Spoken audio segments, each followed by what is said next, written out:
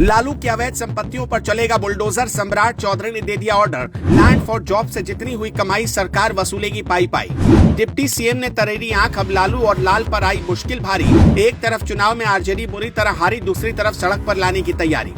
बिहार में अब भ्रष्टाचार के महलों पर सिर्फ बुलडोजर ही नहीं चलेगा, बल्कि अब वहां बच्चों के भविष्य की नींव रखी जाएगी। सम्राट चौधरी ने साफ कर दिया कि लालू प्रसाद यादव और उनके परिवार ने जो लैंड फॉर जॉब यानी नौकरी के बदले जमीन लिखवाकर अकूत संपत्ति बनाई है, उसे अब सरकार जब्त करेगी। और सबसे बड़ी बात यह है कि उन जमीनों पर स्कूल खोले जाएंगे। ये बिहार की राजनीति में अब तक का सबसे बड़ा और कड़ा प्रहार है, जो सीधे लैंड फॉर जॉब स्कैम की छाती पर वार करता है। नीतीश सरकार ने तय कर लिया है कि जनता का पैसा और जनता की जमीन अब जनता के काम ही आएगी।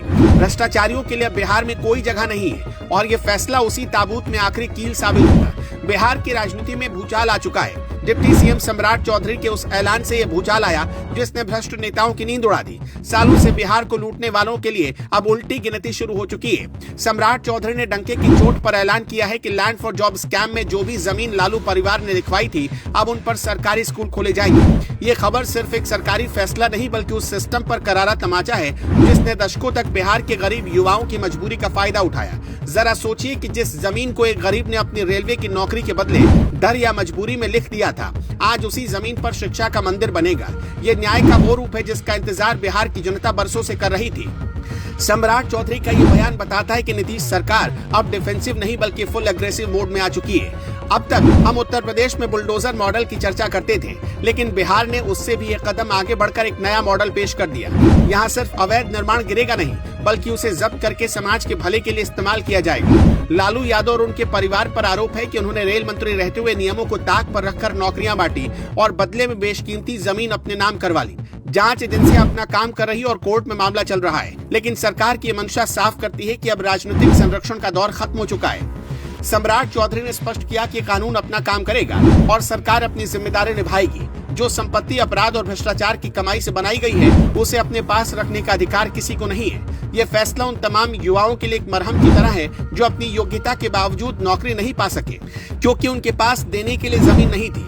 आज जब सरकार ये कहती है कि हम उस काली कमाई को जब्त करके वहाँ स्कूल खोलेंगे, तो ये संदेश बहुत दूर तक जाता है। ये संदेश है कि आप कितने भी रसूखदार क्यों न हो, कानून के हाथ आपकी गिरबान तक पहुंची जाएंगे। सम्राट चौधरी का ये अंदाज बता रहा है कि ये सिर्फ जुबानी जमा खर्च नहीं, इसके लिए बाकायदा कानूनी प्रक्रिया अपनाई जा रही है। और जल्द ही हम देखेंगे कि जिन प्लॉट पर कभी आलिशान फार्म हाउस या मॉल बनने के सपने देखे गए थे, वहां बिहार के बच्चे का गहरा और पहाड़ा पड़ रहे होंगे। विपक्ष इस फैसले को बदले की कार्रवाई बता रहा है, लेकिन सवाल ये है कि क्या भ्रष्टाचार के खिलाफ कार्रवाई करना बदला है?